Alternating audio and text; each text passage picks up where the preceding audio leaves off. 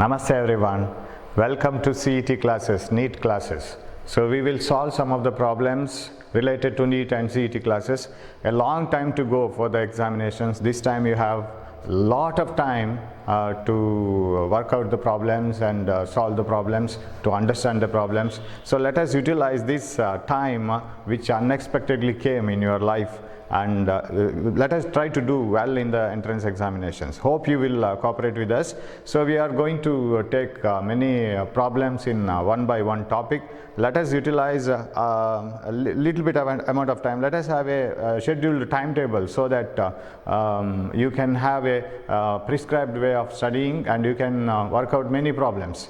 And another thing is, in the beginning we will be going a little bit slowly, and later on we will pick it up and we will have many classes in every day. But now let us have very few problems and a few classes in between, and then we will speed up, we will accelerate. So for the time being I will be taking up electric charges. Today you will have some problems here, you have a junction and all. So from tomorrow onwards you will have a better image here. So today we have some problems which we can't filter out, but next class onwards you won't have such type of problems, right? So now for the timing this is enough and we can solve some problems today. So I will take up electric field and charges. In the beginning I will have some few easy problems, and then later on we will have little tougher and tougher problems. Let us go little slowly because don't know whether you are in these chapters or not, whether you have forgotten, whether you remember it.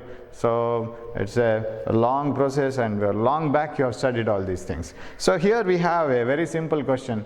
10 to the power 19 electrons are removed from a neutral metal plate. It was a neutral metal plate. 10 to the power 19 electrons are removed. When the electrons are removed, you know that the body gets positively charged, right? When electrons are removed, the body gets positively charged. So if 10 to the power 19 electrons are removed, what is the charge on the metal plate? The usual formula that we use is Q is equal to NE, and so Q is equal to NE. And how many electrons are removed? 10 to the power 19 electrons are removed, and the charge of each electron is 1.6 into 10 to the power minus 19 coulombs. So charge on the body is plus, since it is removed. So plus this becomes 10 to the power 0. 10 to the power 0 is 1, so plus 1.6 coulomb. This is the answer. So option number the second one, you can't see the second here, so this is the correct answer, plus 1.6 coulomb. So very easy question, but cannot be denied. There may be chances of getting such questions also. Okay, we will move on to the next one. Okay, second one, SI unit of permittivity is. So you might have got this PDF of this already. You should see that in the beginning, then only you can follow it. SI unit of permittivity. So if you want the SI unit of permittivity, take one formula which contains permittivity, right? We have one formula like F equal to 1 by 4 pi epsilon Q1 Q2 by R squared. Now if we bring epsilon here and F here, what will be the formula? Epsilon is equal to 1 by 4 pi F Q1 Q2 by R squared. Now if you put the dimensions, then you will get it. 4 pi has R. You want the unit, not the dimensions. So this is Newton to the power minus 1 meter to the power minus 2 coulomb square. So Newton to the power minus 1 meter to the power minus 2 coulomb square. So where do you have the answer? I think it is this one, Newton to the power minus 1 meter to the power minus 2 coulomb square. So this is the correct option, the fourth one, right? Again the easier one. And if you are asked to find out the dimension of this physical quantity, that is permittivity, put the dimension for force, and charge should be always taken as I into T, because I is rate of flow of charges, Q by T. So for this one assume a dimension like A, and this one is T, so proceed forward. So Q can be taken as I into T. Okay, now shall we move on to the next question? Yes. Right, a proton is about 1800 times heavier than electron. A proton is 1800 heavier than electron. F is the Coulomb force of repulsion between two protons separated by a certain distance. Then the force of repulsion between two electrons separated by the same distance would be. Two electrons, and there is nothing to do with the mass in the electrostatic force. Here you see, here you have the formula. Electrostatic force has nothing to do with the mass. So you need not worry about the mass at all. You have to worry about the magnitude of charge in both the particles. And here is proton, which is about 1800 times heavier than electron. Forget about it. F is the Coulomb force of repulsion between two protons. Of course, they repel each other. Then they are replaced by two electrons. If the two protons are replaced by two electrons, the force of repulsion remains the same because both have the same magnitude of charges. Protons have the same amount of charge as electron, only the polarity is different. So two electrons repel, two protons also repel. So F doesn't change, F remains the same. Two protons, if they repel with their force F, two electrons will also repel with their force F. So it is not minus F, it is plus F itself, because even though you are replacing both the protons by electrons, since you are replacing both the protons by electrons, they should repel. Whereas if you have replaced one proton with electron or one electron with proton, then there might have been attraction. Force F might have changed to minus F, right? So answer is second one. Okay, we'll move on. The fourth problem now.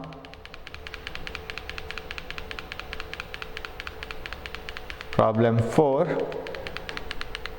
Okay, here is the fourth one. The electric field which can balance a particle of mass so much, 2 into 10 to the power minus 15 kg, and having 10 electronic charge.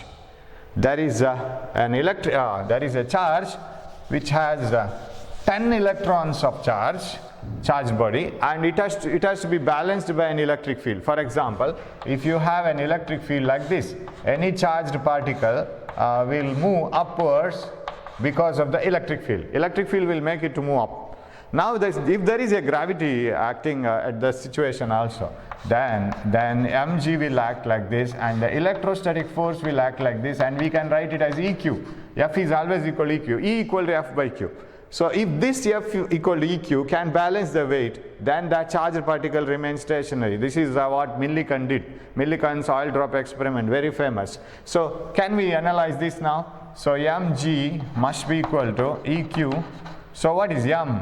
M mass of the particle is 2 into 10 to the power minus 15 kg, and g is 10, and E, that is what is the electric field that can balance. Q, I will bring it here now only.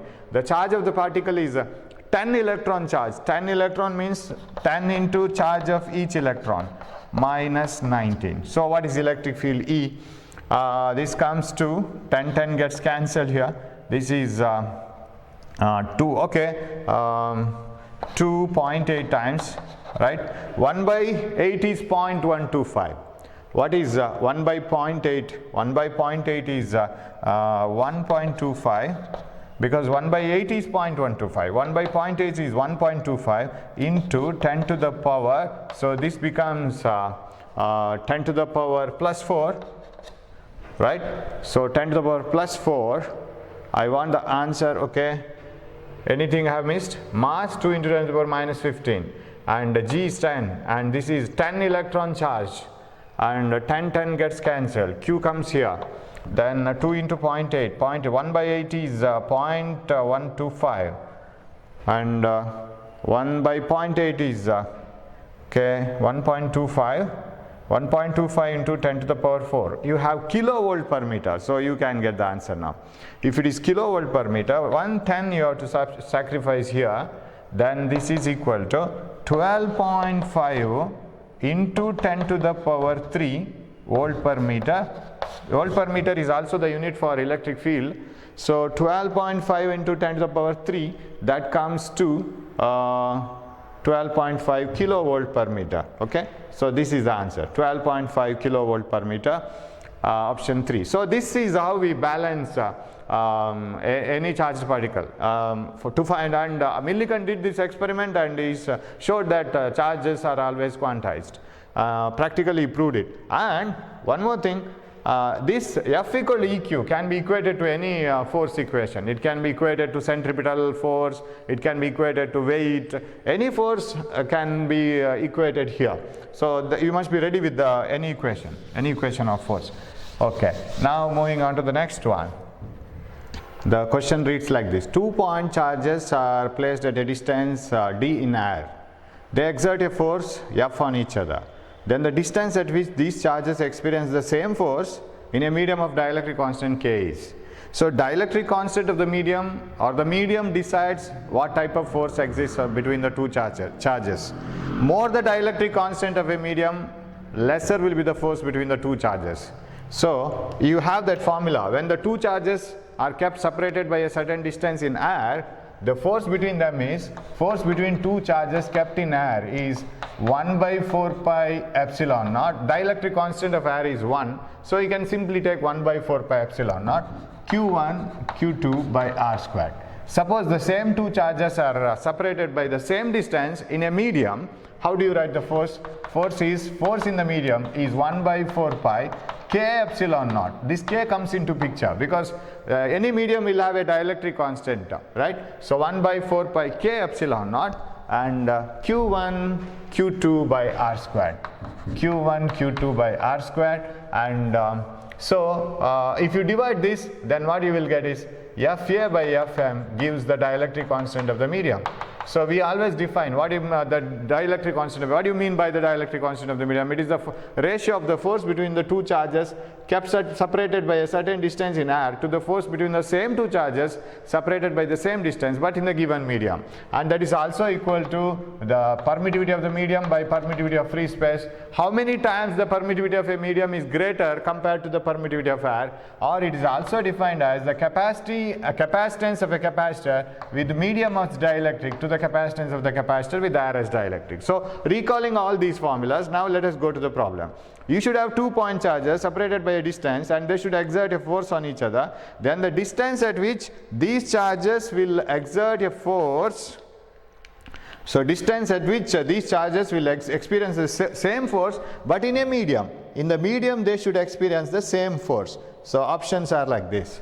So it is d by k and dk, this is dk, d by root k and d into root k. So what you have to do is you write the two formulas. Once the force is 1 by 4 pi epsilon naught q1 q2 by r squared. So we don't know what is the distance. So some arbitrary distance r. Now in another medium you have to keep the charges in such a way that they should experience the same amount of force. So F is equal to 1 by 4 pi k epsilon naught, but you have to adjust with the charges because it is definitely seen that whenever you change the dielectric constant of the medium, you will never get the same amount of force. So adjust the distance r dash, or here it is given d square, and what is that new distance? D dash square. That is their question. So when the medium is changed from r1 to dielectric constant k, what should be the new distance? And if these two equations are equal, that means if the forces exerted between the two charges are equal, then definitely this and this gets cancelled except k. So what you can write? q1 q2 gets cancelled. So if you equate them, what the things remain here is 1 by d square, this one, right? 1 by d square is equal to 1 by k into d dash square. So that implies you want d dash square is equal to d square by k. So what is d dash is equal to d by root k. So d dash is equal to d by root k. So that is the answer. So the new distance at which these charges must be kept inside the medium taken from air so that they repel with the same amount of force. If the new distance should be d by root k. That is the third option. That is the correct one. Option 3. Okay, shall we move on? We will move to the 6th problem. Okay, problem number 6. Yes, the ratio of forces between the two small conducting spheres with constant charges in air and in a medium of dielectric constant 3 respectively are. Did you understand what is the question here? The ratio of forces between the two charges, two small conducting spheres with constant charges in air and medium.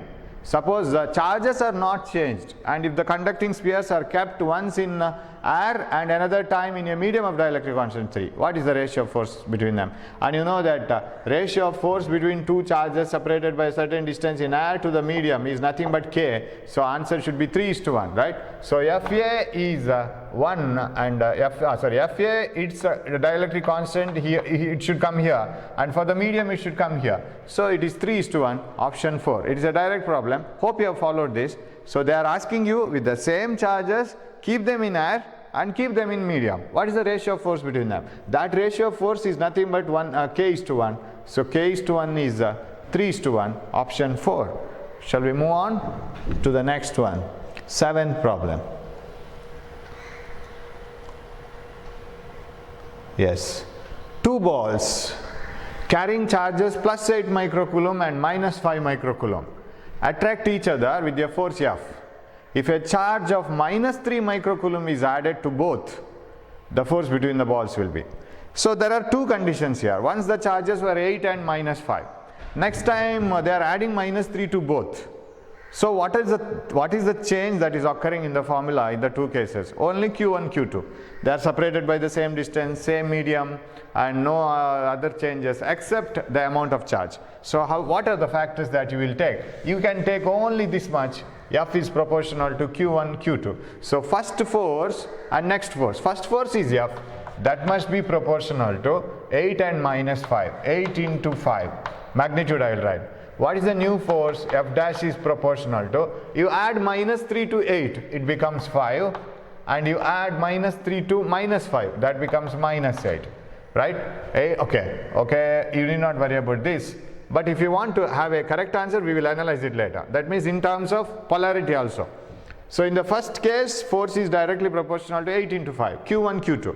Next, you add minus 3 to 8, that is plus 5, minus 3 to minus 5, minus 8. So what is the ratio? F dash by F, you will get it as 1:1 because this is 40, this is 40. So F dash is equal to F. But the thing you have, it is exactly equal to F dash equal to F. Here 8 and minus 5. Here 5 and minus 8, right? They were attracting. Here also they were attracting. So F dash is equal to F. It is not minus F. Suppose you have negatives in the options. You must think of. Suppose the force of repulsion F becomes force of attraction minus F. So something like that. But here it doesn't happen so, because the charges, one was positive and another was negative. Of course they will interchange, but again there will be attraction. So there is no problem about the sign also. Option is second one, F dash equal to F. Okay, we will move on to the next one. 8th one. Yeah, a certain charge is to be divided into two parts, Q and capital Q minus Q, right? So that comes in the junction there. We will solve it. I'll write it. Q and Q minus Q. Q has to be divided into small q and Q minus Q. Then what is the relation between Q and capital Q of the two parts placed at a given distance apart to have a maximum force of repulsion? You may be remembering, you might have seen these types of problems earlier, right? So you have to divide 10 coulomb, for example, into 6 and 4, or 10 coulomb must be divided into 3 and 7, 8 and 2, 9 and 1, 6 and a half into 3 and a half. So you have to divide 10 coulomb into any, two parts of any value. The part value is left to you, but you have to divide it into and keep them separated by a certain distance. So you keep them separated by a certain distance like this. At what amount of sharing, for what values of these pieces, which is totally this Q, the force of repulsion is maximum. You can analyze it in general way, and you can do it in mathematical way also. So in general way you can do it like this. If you want the, for example, if 10 coulomb is divided as 7 into 3, and 7 and 3, 8 and 2, 9 and 1, and 5 and 5, 4 and 6. Anyway, if you divide the charge into two parts, keep them separated by a certain distance. Every time when you do the experiment, you are changing the amount of charge, not the distance, not the medium, everything is same. So you are changing only the distance. If you are changing only the distance, Q1, Q2 in that formula will change. F is equal to 1 by 4 pi epsilon naught Q1, Q2 by R squared. That Q1, Q2 product will keep on changing. So the one which gives the maximum product will give you the maximum answer. right? The one which gives the maximum product will give you the maximum answer. Where is the maximum product? 21, 16, 9, 25, 24. You see, it is maximum when it is when the charges are equal. When the charges are equal, you get the maximum answer, product maximum answer. So it should be like this. So Q should be a part of Q, which is half of Q. When capital Q, which is the total charge, which has to be shared into two parts, is 50-50 shared into two equal parts, you get maximum amount of force of repulsion between them. Then what is capital Q? Everything is written in terms of capital Q. Capital Q is equal to 2Q. Answer is this one, third one.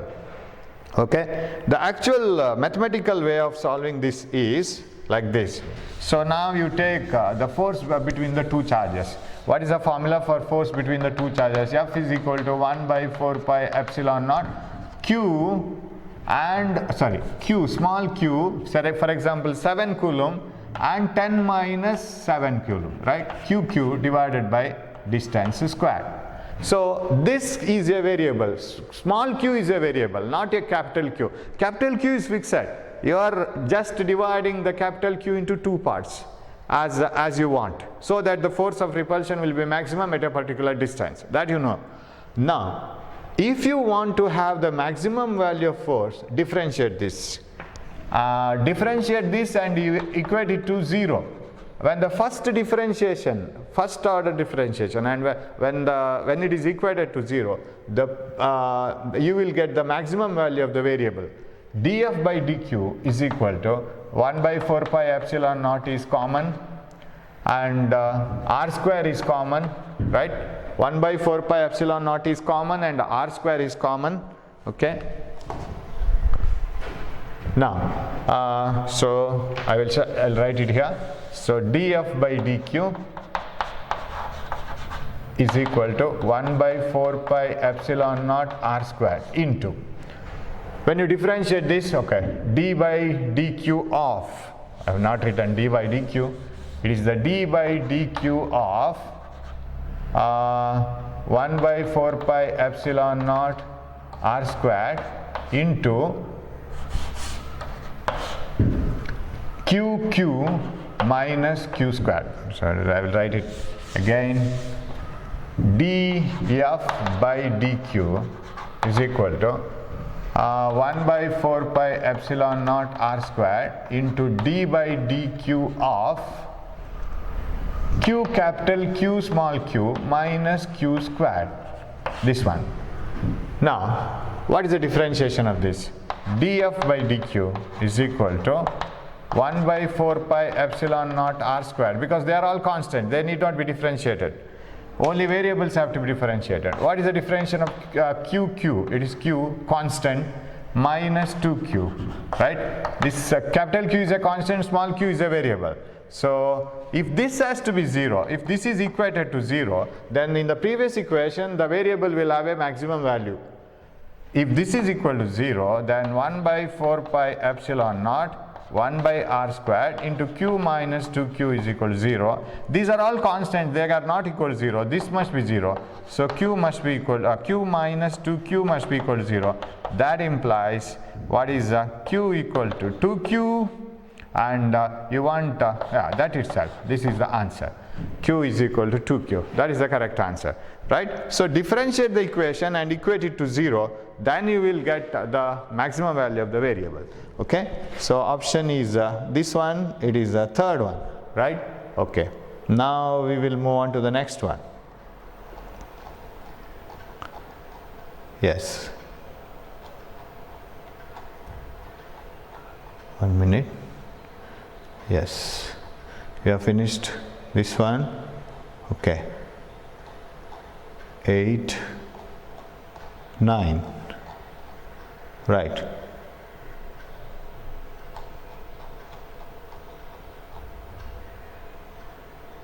Yeah, correct.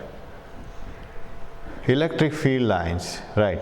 An uncharged metal sphere is placed inside a charged parallel plate capacitor. How will be the electric field lines? So two diagrams are here. and two diagrams are below like this. So which diagram is proper in terms of electric field lines? Definitely this diagram is wrong. See the bottom third and fourth options, they are wrong. Why?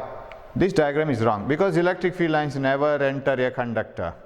Here they are not normal to the conductor. Here they are not normal. If they move like this just by sliding the surface, it is not possible. They should come normal to the surface. Another property of electric field lines, right? So this is wrong, this is wrong, this is wrong. We will go to the correct option somewhere here. So which one satisfies the correct electric field lines? And now whenever you have two metal plates separated by a small distance, say this is positively charged and this is negatively charged, the electric field lines are they represent a uniform electric field, parallel and equidistant electric field lines. Why did you draw this like this? The simple logic is electric field lines between a parallel plate capacitor, since the metal plates are uniform and their surface is uniform and they are parallel, the charges are uniformly distributed on both the plates, hence electric field must be uniform. Now take a metal sphere which is not charged, simply a metal sphere. Keep it here. When you keep a metal sphere, what happens? These positive charges here, the positive charges will attract the electrons in the metal because metal contains plenty of free electrons. So I'll rub all these things because they get a different type of nature now. Okay. Okay. So now all the electrons, most of the electrons like this, they are attracted towards the positive plate, and since the electrons have left all the places and they have come over here because of the induction process here, this positively charged plate has attracted electrons. There is a scarcity of electrons here which is characterized by positive charge because this has lost electrons. Now how to represent the electric field here? Now the new electric field will come into picture. Of course, even though this metal sphere is not charged yet, it will change the electric field lines because there is a polarity of charges and there is a redistribution of charges, and that is called induction process. Because of the induction process, electric field lines must get distributed by following their rules. What are the rules of electric field lines? Electric field lines, they should originate from positive charge and end in negative charge. Here they are ending, here they are starting and going away, and they should originate from positive charge and end in negative charge again here. So, and they should be normal to the surface of a conductor. So they should move like this and they should move like this, and here they should be like this because here there will be a different electric field. You can't have straight lines here. They should be like this. So they should move like this. They should represent a diagram like this actually. So this is almost representing the same diagram. That is wrong. You can't have electric field lines like this. So they are not normal to the surface here, you see. They are not normal exactly. They should be normal by the time they end at the surface. So it should be like this. So so here you see, they start from positive charge, end in negative charge. They never enter a conductor. Again start from positive charge, end in negative charge. So all the rules are satisfied. They are normal to the surface. They never intersect, okay, and everything is satisfied. This is the most suitable answer. Of course, you should have some more electric field lines like this also, but that is not shown. Okay, but that is the best suitable one, first option, right? We'll move on to the 10th one. Problem number 10. Yeah. Following diagram represents a medium, represents a uniform electric field of 5,000 Newton per Coulomb at X. It has come exactly at here, at this place. It is 5,000. Right? Following diagram represents a uniform electric field of 5,000 Newton per Coulomb. The potential difference between the points A and C is A and C. So you have to find out the potential difference between A and C. And whenever potential at a point is the work done in taking a charge from one point to another. But which work done? Work done against the electric field. How? You have to move exactly against the electric field. Suppose you are not moving exactly against the electric field. You have to take the component along which you have moved, right? along which you can take exact opposition. For example, when you go upstairs like this, you are not going exactly opposite to the gravity, you are going slowly against the gravity like this. So even if you have climbed upstairs using the steps to the second floor, your distance moved may be more, but work done is only you have to take this much height. This is the work done, and this is the displacement against the gravity. Against gravity, this is the only displacement. Even if you have moved like this, and these types of motions do not contribute to the work done against gravity, because you are not moving against gravity when you are moving like this, like this, like this. And there you are not doing any work when you are moving like this, like this, like this, like this. No work is done. Work is done only when you climb up like this, like this. So totally what is the displacement? This is the only displacement. And if you take, that is why work done has a formula, W is equal to F as cos theta. Cos theta gives the component along the field, right? Along the or opposite to the field. Okay, so even if you are moving like this, so where they are asking you, find out the potential difference between the points A and C. Points A and C. A and C. That means you have to move a charge from C to A. Even if you move a charge from C to A, electric field is like this, and only the contribution is not from C to A, it is from B to A. Because you see the electric field is like this, see the situation like this. So you have to do the work like this. But you are moving like this from C to A. But moving from C to A is equivalent of moving against the field like this way only, right? From C to A means against the field you have moved only by this much amount. What is that length? This is 5, this is 4, Pythagoras theorem, this is 3. So displacement is 3 centimeter. So what is the following diagram represents uniform electric field? Potential difference between the 2 points. Potential difference between any 2 points is the work done in taking the charge from one point to another point. And if electric field is given, you know the formula E is equal to delta V by delta L, right? Potential difference divided by the displacement in against the electric field, that gives the electric field. So what is I'll rub this. What is potential difference between the 2 points? Electric field into the displacement against the electric field. Electric field is 5,000. You have to extract it from this, right? It is 5,000 into length. What is the length across which you are moving? You are moving from C to A, but it is against the field, it is equivalent from B to A. That is 3 centimeter. And 2 zeros I will sacrifice to this one. 3 into 50, it is 150. And do you have that option 150? Yes. No 150, option 15. So 5,000 Newton per Coulomb and 3 centimeter, right? 5,000 Newton per Coulomb and 3 centimeter. Electric field into delta L, is it 3 centimeter, right? We don't have option here. The potential diagram represents, yeah, it is all centimeters. 3 into 10 to the power minus 2. It should be 150 volt, right? 5,000 Newton per Coulomb. It is 500, sorry. It is 500 Newton per Coulomb.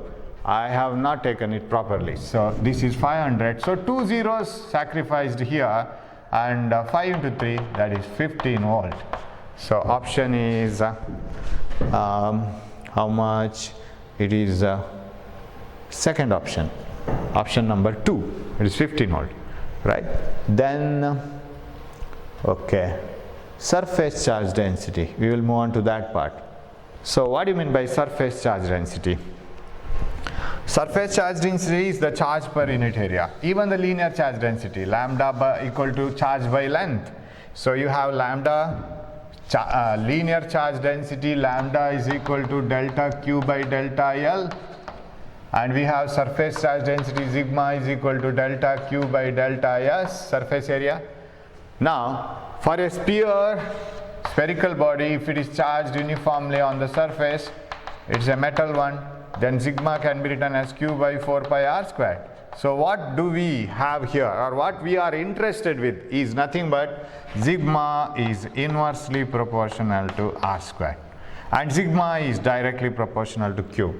Surface charge density is directly proportional to the charge on the body and inversely proportional to square of the size. Okay, so with this information, of course you need many information regarding this, but still we will keep on moving from problem to problem, so that we get, this is like a refresher course. You are refreshing everything, and then we will go to the real problem. Real problems in the sense little tough problems. That doesn't mean that these problems may not be asked, they may be asked. There are some easy problems occurring in the exam. Okay. Right. Addition of 6.2 coulomb of charge, 6.28 it is. Addition of 6.28 coulomb of charge to a hollow conducting sphere increases the surface density of charge by 2 coulomb per meter square. The radius of the sphere is. So, however, you have to write two equations, because they are saying addition of this much changes this much. That means what is the original one, what is the later value, and all these things should be compared. That we know. Addition of 6.28 coulomb of charge, 6.28 coulomb of charge to a hollow conducting sphere increases the surface charge density by 2 coulomb per meter squared. By, increases by that much extra. Then the radius of the sphere is. Okay. Now we should have a original formula where nothing is changed. What is the formula? Sigma is equal to Q by 4 pi r squared. Okay. Surface charge density is Q by 4 pi r squared. Addition of 6.28 coulomb of charge. So the new equation will be Q plus 6.28 coulomb increases the surface charge density by sigma plus 2 coulomb, right? Plus 2 coulomb per meter square. So increases the surface charge density by 2 coulomb per meter square. Now the question is, if it increases the surface charge density by 2 coulomb per meter square, what is the radius? Of course, the sphere will remain the same in size, so radius shouldn't change. Now what we will do with this one? Don't divide them, because dividing will cancel the required radius missing term, and just subtract it. That is better one. Sigma plus 2 minus sigma, so you will get 2. Sigma plus 2 minus sigma, and when you subtract these two terms, 1 by 4 pi r squared is a constant. 1 by 4 pi r squared, and inside the bracket, what do you have? Inside the bracket you have Q plus 6.28 minus Q. So what do you have? 6.28. Okay, that much only. So pi can be taken as 2 times, because 3.14 2 times is 6.28. So what will remain then? I want r squared. R square is equal to, this 2 will get cancelled, 1 by 4. R is 1 by 2, R is 0.5. 0.5 meters, this is the answer. Fourth one is the correct answer.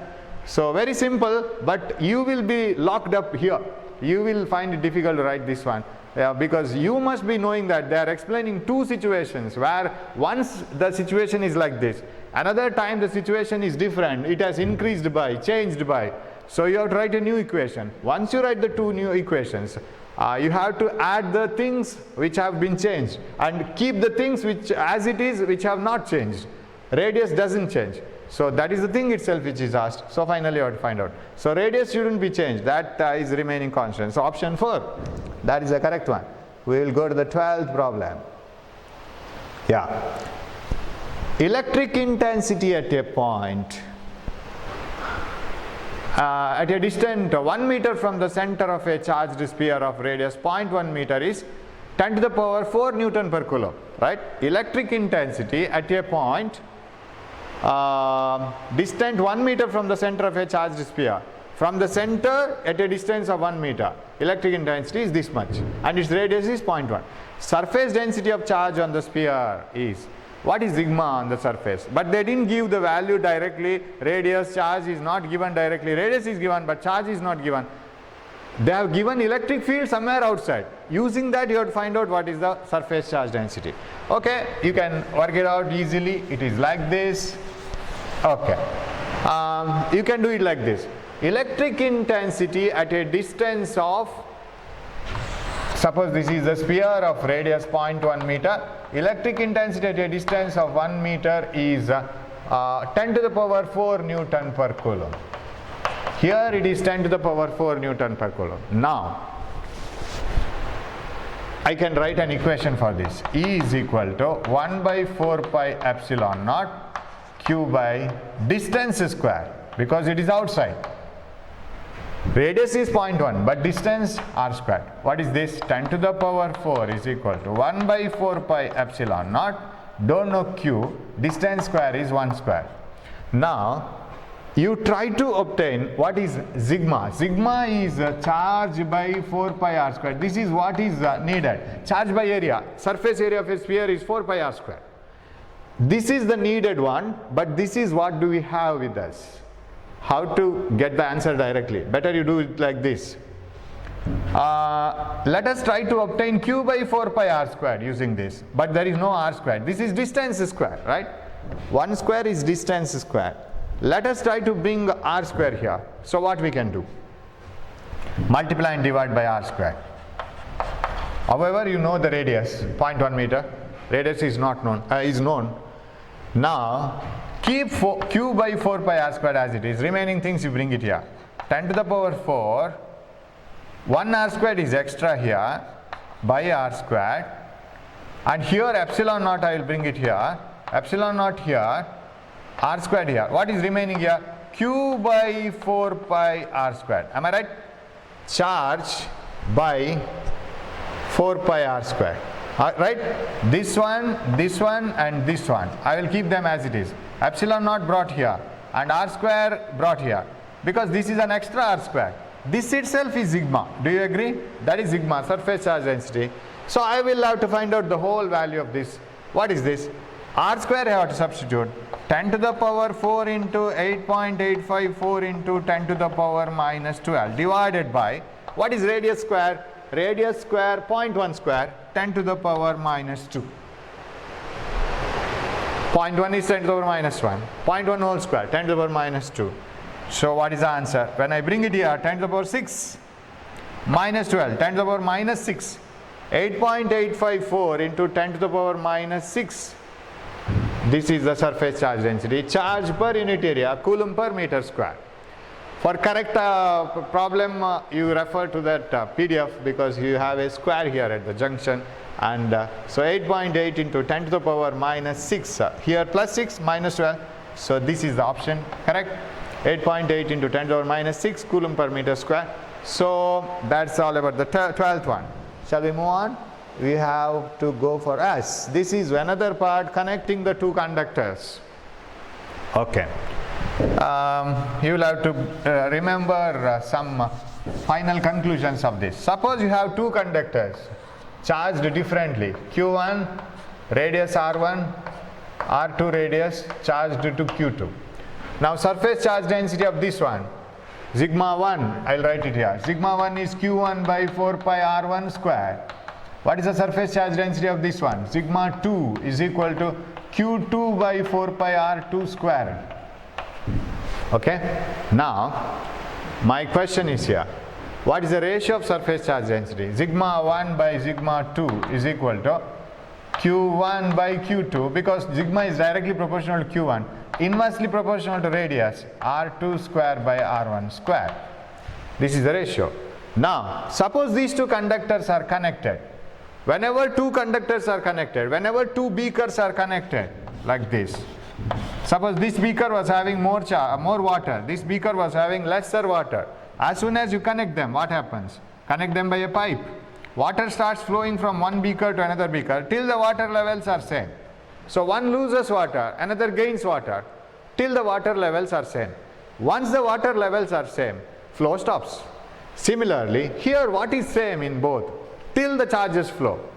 Once the charges start flowing, the potential of one starts decreasing, potential of another starts increasing. Here the potential level decreases, here the potential level increases. Here also. Once the potential of both the conductors are same, the flow of charges stops. Flow of charges stops when the potential levels are same. That means once V1 is equal to V2, potential, of course, I can write equations for V1 and V2. V1 is equal to 1 by 4 pi epsilon naught Q by R1, or you know the potential equation, V equal to 1 by 4 pi epsilon naught Q by R, V equal to 1 by 4 pi epsilon naught Q by R, potential equation, you know it. Now, V is directly proportional to Q, inversely proportional to R. So, V1 by V2 is equal to Q1 by Q2 into R2 by R1. That's what we can write. V is inversely proportional to R, directly proportional to Q. Now once after connection, right, after you connect them, after connecting the two spheres, what the things will happen is V1 becomes equal to V2. The potentials of the two spheres will be same. If V1 is equal to V2, what happens then? Q1 dash by R1 must be equal to Q2 dash by R2. The new charges on the two spheres will be the same. So if two spheres are connected together, remember always the charge, so the potentials of both the spheres become the same. So after connecting the two spheres together, what is the ratio of potentials? It is 1:1 because their potentials will be equal.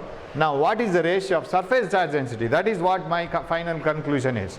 So once two spheres charged differently, having sizes different, are charged, then the surface charge density is given by this equation. Once they are connected together, their potentials will become equal. Initially their potentials may not be the same, but once they are connected together, their potentials become same.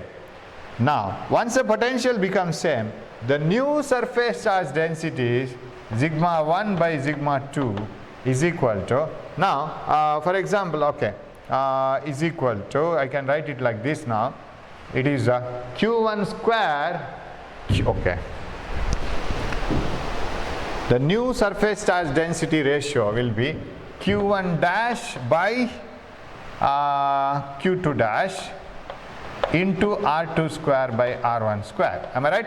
Q1 dash by Q2 dash into R2 square by R1 square. I am using this formula because now charge has changed. Once they are connected together, the charge has changed. Once the beakers are connected together, water amount has changed.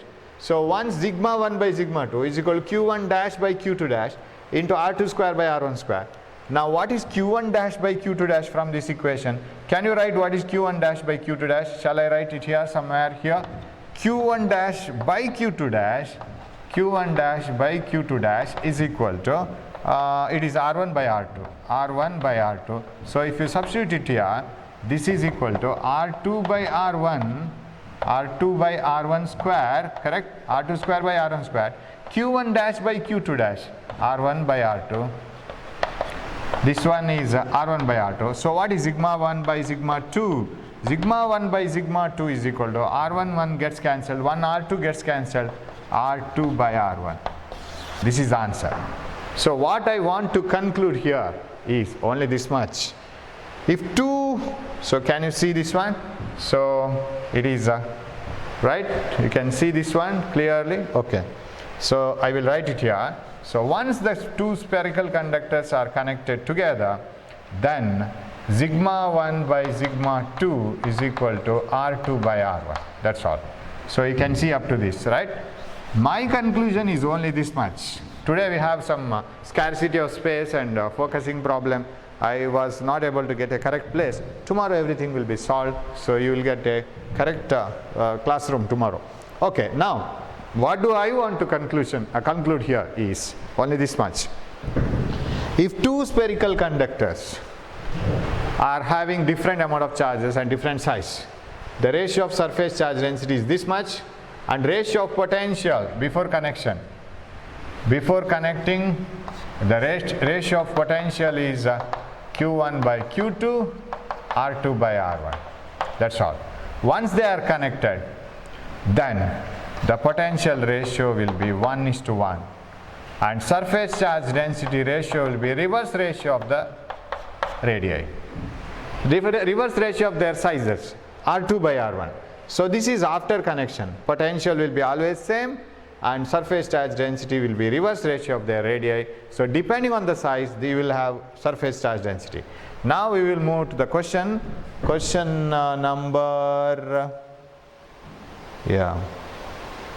13, correct? 13th question.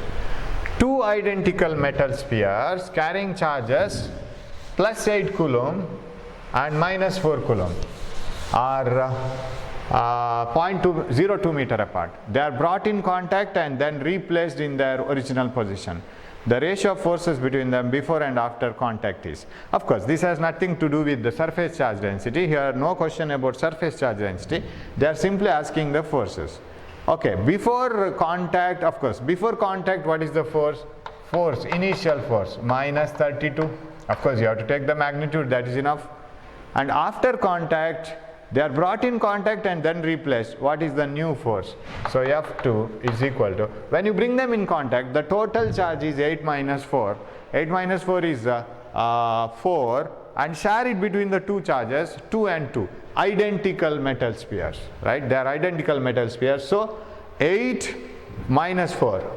Product is 32, because that is the only variable in the whole formula. F equal to 1 by 4 pi epsilon naught q1 q2 by r square. Q1 q2 product is variable. So this is 32. After bringing them contact, 8 minus 4 coulomb is remaining. That should be shared for the two spheres.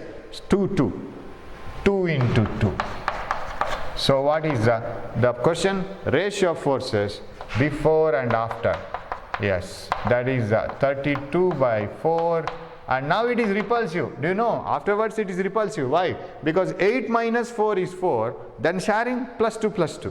So it is 8:1, and answer is first one, this one, 8:1. Okay? 14th one. Two metal spheres of radii r1 and r2 are charged to the same potential. Ratio of charges on the two spheres. Same potential means V1 must be equal to V2. 1 by 4 pi epsilon naught q1 by r1 must be equal to 1 by 4 pi epsilon naught q2 by r2. Right? So what is the ratio of charges? Q1 by q2 is equal to r1 by r2. It is this answer. Correct? Q1 by q2 is equal to r1 by r2. So V1 is equal to V2. Very simple question now.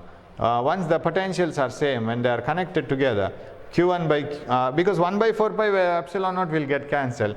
So after cancelling all the constants, variable will remain here. Q1 by q2 is equal to r1 by r2. Very simple one.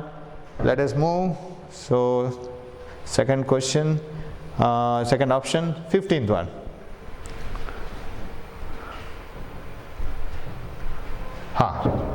Yeah, just now we have discussed. Right? Two metal plates of diameter 2 meter and metal spheres, okay, metal spheres of diameter, it is not plates, two metal spheres of diameter 2 meter and 3 meter are given charges q1 and q2 respectively. If the surface charge density of the charge on the two spheres are equal, then the value of q1 by q2 is. Surface charge densities are equal. Okay, then what is sigma? Sigma is q by 4 pi r squared. So if sigma 1 is equal to sigma 2, then q1 by 4 pi r1 square must be equal to q2 by 4 pi r2 square. Their question is, what is q1 by q2? Q1 by q2, this gets cancelled, is equal to r1 square by r2 square. Very simple. They have given everything very clearly. Surface charge densities are equal. You are asked to find out what is the ratio of charges. Simply you will get it. What is r1 square by r2 square? It is 2 square by 3 square, 4:9. Shall we write this one? 4:9. Option fourth one, right? It is 4:9. Okay, 16th one. Right, equilibrium of electric forces. Right. A charge q is placed at the center of the line joining two equal point charges, each equal to plus q. Okay. A charge q, small q, is placed at the center of the line joining two equal point charges, each equal to plus q. The system of charges will be in equilibrium if q is equal to. What is the relation between that small q and the two q's which are kept at the corners? So at the two corners, capital Q's are kept. At the center, small q is kept. A charge q is placed at the center of the line joining two equal charges, capital Q, capital Q. The system is in the system of three charges will be in equilibrium. In this type of problem, always you must take care of that charge which is in the odd position. you don't bother about the middle one charge. However, it is in equilibrium, because with whatever force this one repels it like this, with whatever force this repels it like this, they are one and the same, because this is kept in the center. Let me write it as x, and let me write it as x, distance. So with what force capital Q repels small q on the right side, with what force this capital Q repels this small q on the left side, they are one and the same. So small q must be in equilibrium. But they say that the whole system must be in equilibrium. If the whole system must be in equilibrium, these two should also move, shouldn't move. They shouldn't move. Every charge must be at rest. That is possible when the total force acting on this, total force acting on this, total force acting on this. For each charge, net force must be equal to 0. Now how to analyze this now? Take that charge which is in the odd position. So this is Q, this is the capital Q, and this is the capital Q. Okay, let me treat this as x, this as x. Okay, now let me take this charge or this one. Okay, now if this has to experience net force 0, then of course this will also experience net force 0, no problem, because they are identical in position, identical in their values of charge, everything. Now this Q experiences two forces, one due to this, another due to this, but this is a similar one, so this must repel, right? Force on, I will name them A, B, C, and force due to C on B. C will repel it. What this should do, if it has to if it has to balance the force, because if this wants to be at rest, then the force on this must be 0. So this will be attracted by Q. That is possible only when this is minus of this. One of them should be minus. So out of the options, 2 options go. They go away. 2 and 4 is wrong, because one of the charge must be negative here. This, either these two should be negative and this positive, or this should be negative and these two positive. Anything should happen. Otherwise, this will repel this one. This, however, repels, net force on this cannot be 0. System is not in the equilibrium position. Now, they should repel, then this must attract. So, we will write the force. Net force on B is 0. If the charge kept at B will have net force 0 only if. What are the two forces? 1 by 4 pi epsilon naught. What are the forces on this? QQ, this one, divided by 2x whole square, this distance, 1 by 4 pi epsilon naught, capital Q divided by 2x whole square, plus another force. Another force is 1 by 4 pi epsilon naught, 1 by 4 pi epsilon naught QQ divided by this x square must be equal to 0. Now take 1 by 4 pi epsilon naught, 1 by 4 pi epsilon naught outside the bracket, equal to 0, gone. Q, capital Q, outside the bracket, bring it here, 0 by capital Q, gone. Whatever is remaining, 4x square, x square, take x square outside the bracket, 1 by x square outside the bracket, take it here, gone. What is remaining?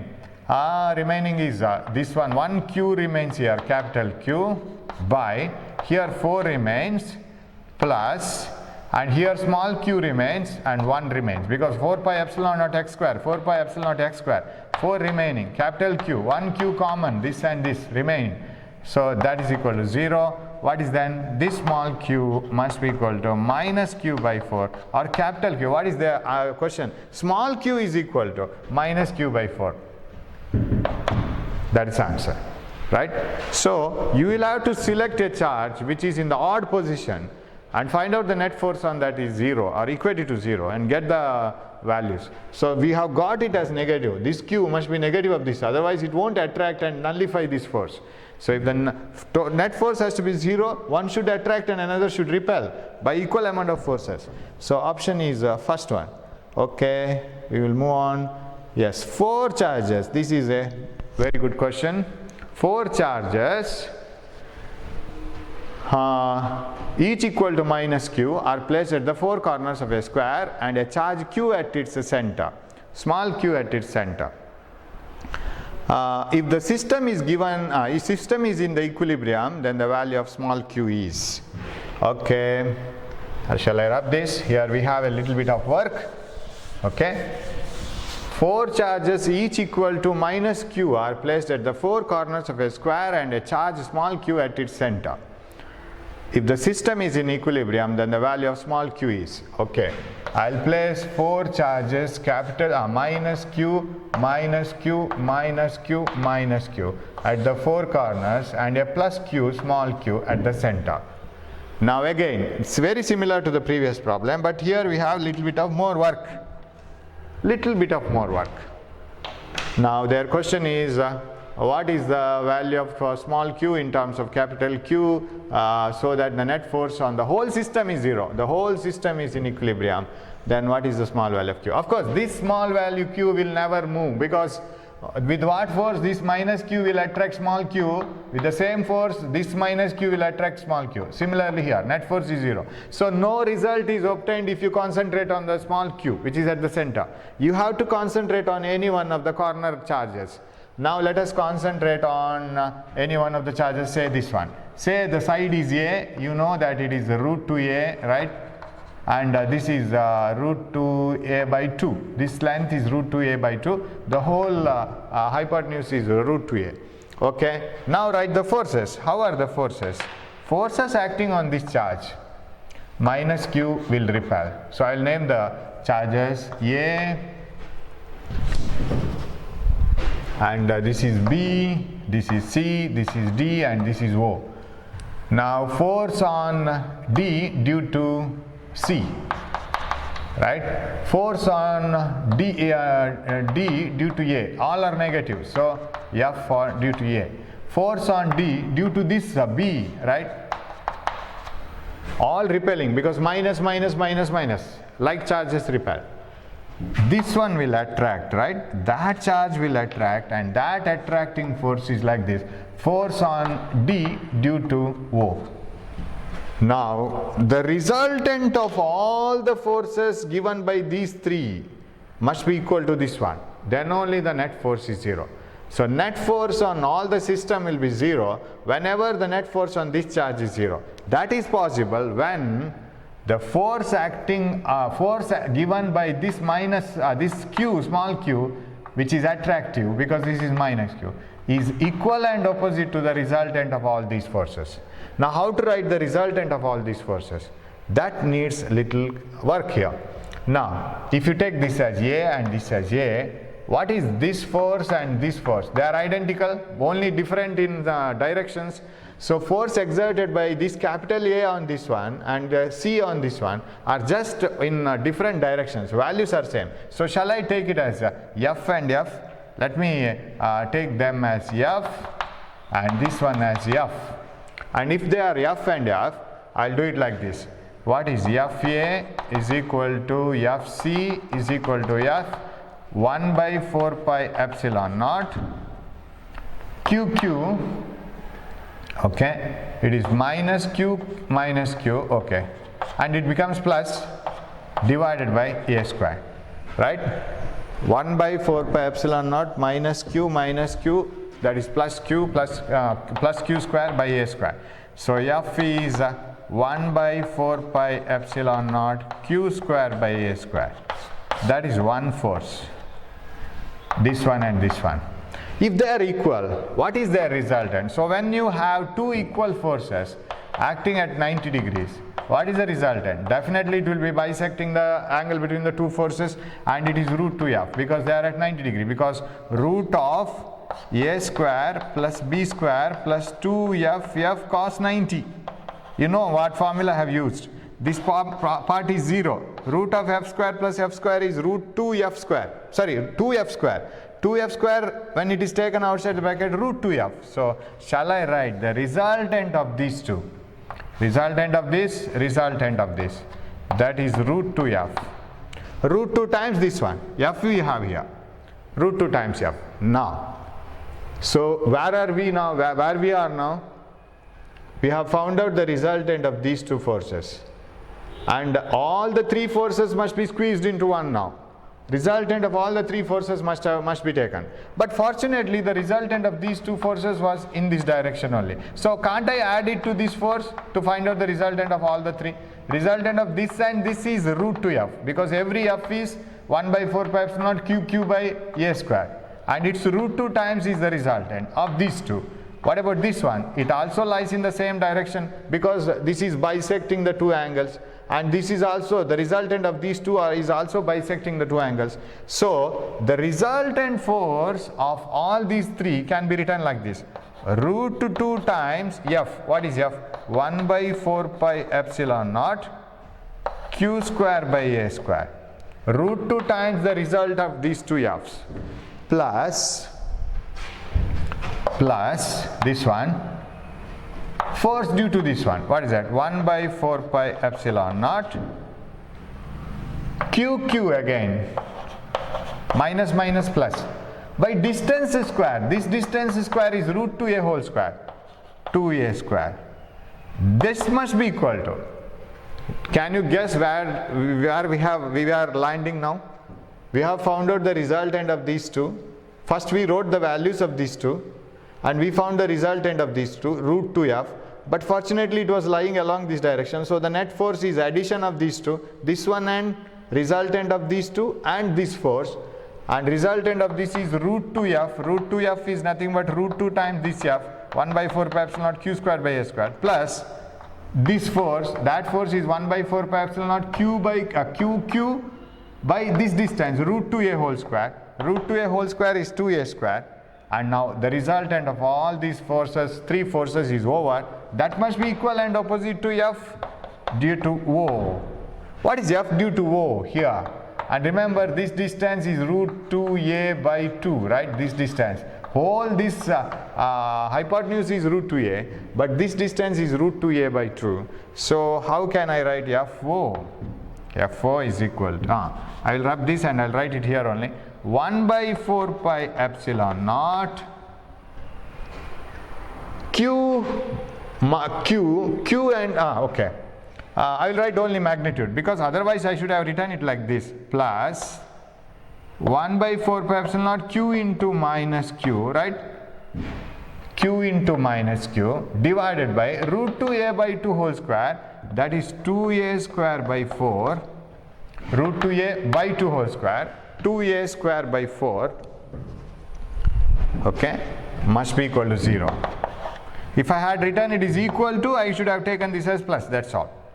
You have to solve this part now, right? Now I'll write the equation here, then I'll solve this, okay.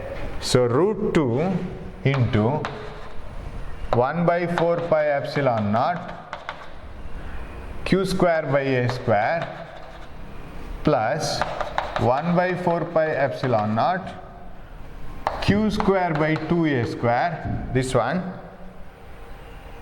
right?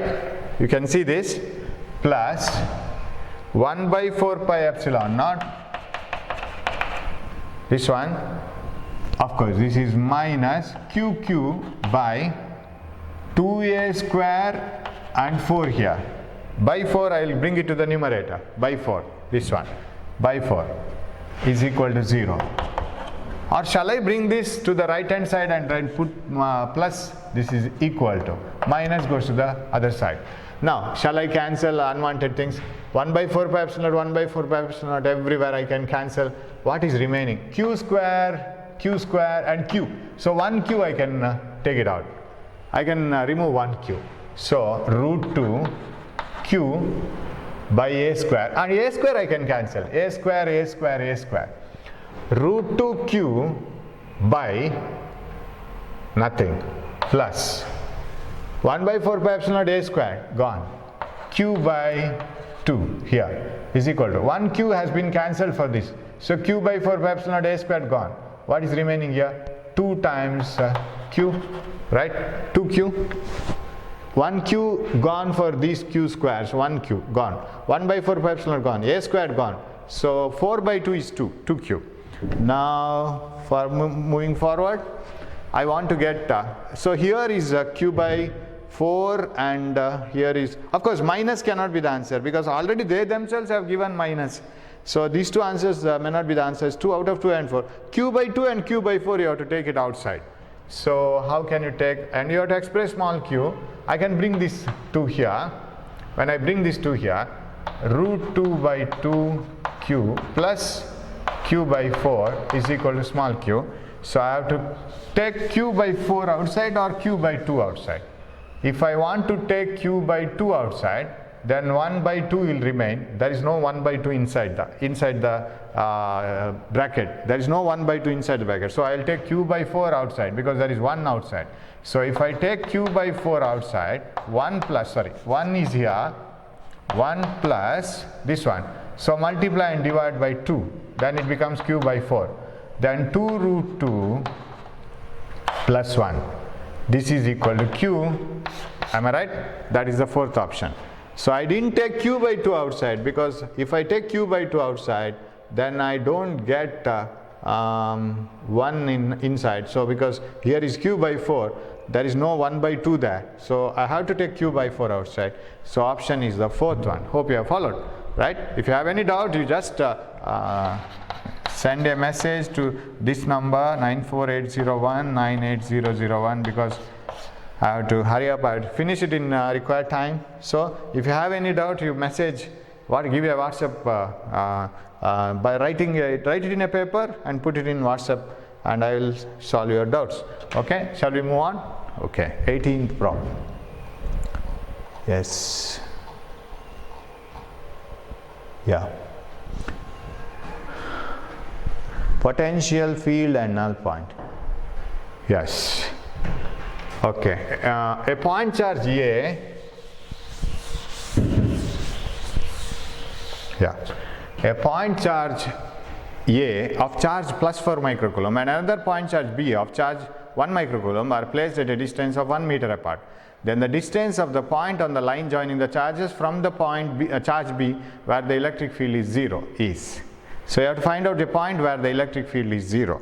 Okay. So there are two charges. One is a point charge plus 4 microcoulomb and another one is minus 1 microcoulomb. Here is minus 1 microcoulomb separated by 1 meter. Right? Now you may be knowing the explanations of all these things. Where you have to place a unit positive charge so that net force is 0. Right? It's a familiar problem usually, and you have to find out a point from the line joining the charges from charge B. From here you have to find out the distance where the net electric field is 0. So suppose you place a test charge here, 4 will repel, minus 1 will attract, but electric field is not 0 here. Can you tell me why it is so? Because plus 4 will repel with a stronger force than minus 1 attracting. Minus 1 is far away. 1 is such a smaller charge and it cannot attract with the same force as plus 4 repels, right? So that is not possible. Okay, one thing. And another one, can you keep it somewhere here? 4 will repel, minus 1 will attract. Not possible. So where is the safe point? Safe point is plus 4 microcoulomb, minus 1 microcoulomb. Better you select a position here. You have to place plus 1 coulomb here. Minus 1 will attract, plus 4 will repel. So from here you have to find out the distance. This is 1 meter. And if electric field at that point has to be 0, if the electric field at this point is 0, then electric field due to 4 must be equal to electric field due to minus 1. That means 1 by 4 pi epsilon naught 4 microcoulomb divided by 1 plus x whole square. For 4 it is 1 plus x must be equal to 1 by 4 pi epsilon naught 1 microcoulomb. Okay, 1 micro already cancelled, divided by x square. Have you followed? Electric field formula is 1 by 4 pi epsilon naught q by r square. That is the electric field formula. But I have omitted all the common terms, 1 by 4 pi epsilon naught and okay, q by r squared is the only thing you have written. Q by r squared, 1 plus x whole squared. Q by r squared, 1 by x squared. Take the square root here only. 2 by 1 plus x must be equal to 1 by x. Square root of this, square root of this. So 2x is equal to 1 plus x. Bring this here. 2x minus x equal to 1. X equal to 1 meter. So 1 meter away from this charge, fourth option. Okay, we will move on to 19th problem. Yes. Two charges, 2 nanocoulomb. Oh, it's going up. Two charges, 2 nanocoulomb and minus 1 nanocoulomb are separated by a distance of 3 meter. Okay. In which of the following points on the line joining the charges the potential is 0? Okay. You have to find out the potential 0 point. Two charges, 2 nanocoulomb and minus 1 nanocoulomb are placed, and you know that potential will be 0 at many points, 2 points. Electric field is 0 at only 1 point, because for electric field to be 0 you have to satisfy two conditions. One is the forces must be equal and they must be in opposite direction. But potential to be 0 can be satisfied by only one condition, only the value should be equal and opposite, that's all. Okay, opposite charges are however given, so the electric potential must be same, and they are however opposite in value, polarity, so net potential is 0.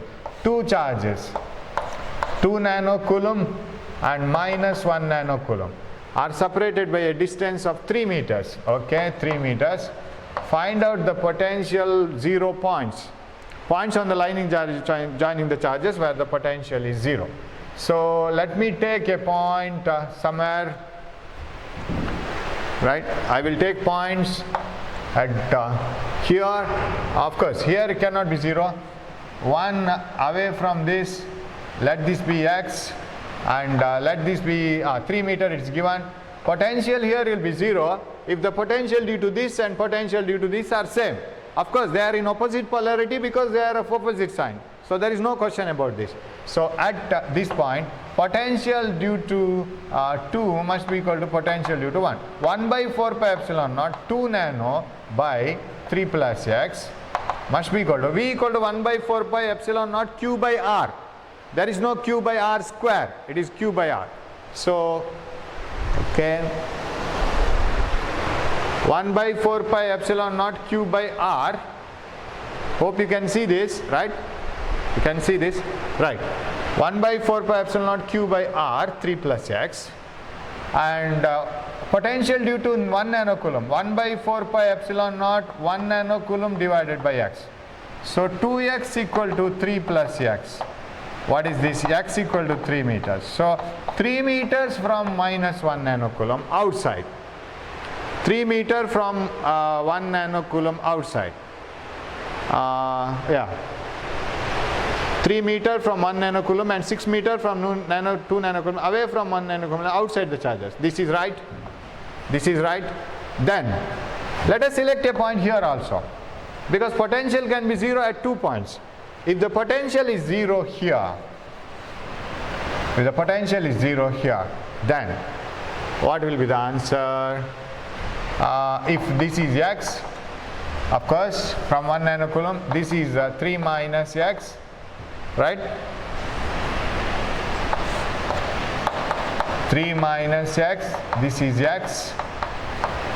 Now, potential at 0 here, 1 by 4 pi epsilon naught 2 nano by 3 minus x, distance, 1 by 4 pi epsilon naught 1 nano by x, 2x equal to 3 minus x,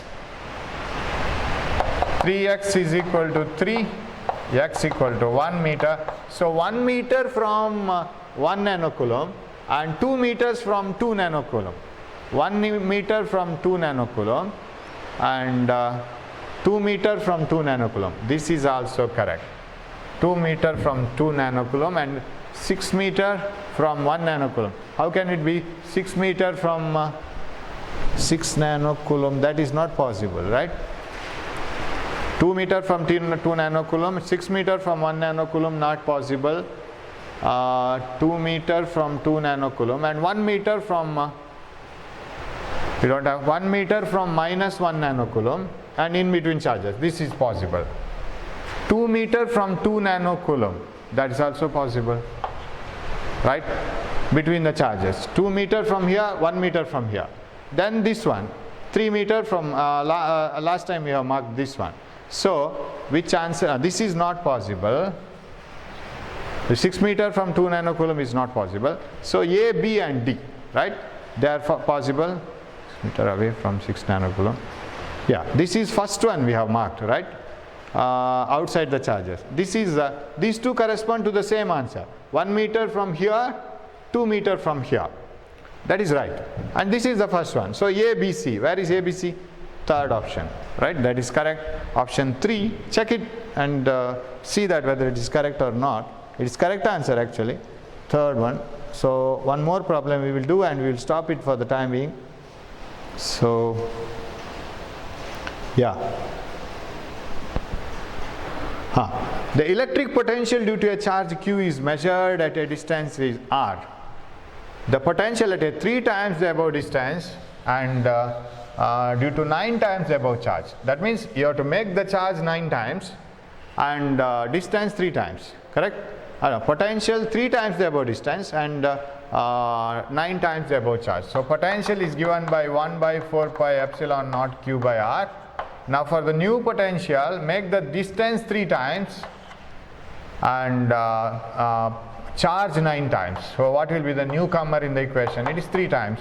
So new potential is 3 times the original value. Option 3 is the correct one, the easiest one, right? So we will move on to the next questions in the next class.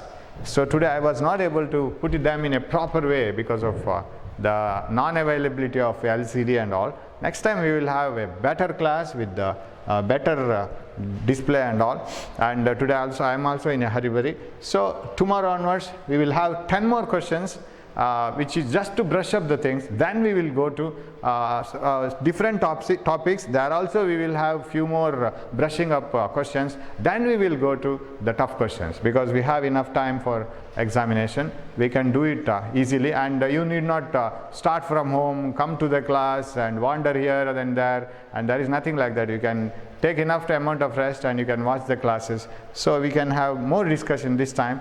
So hope all these things will help you a lot. We will meet in the next class. Till then, take care of your health and work out the problems and don't waste the time. So thanks for watching. Thank you.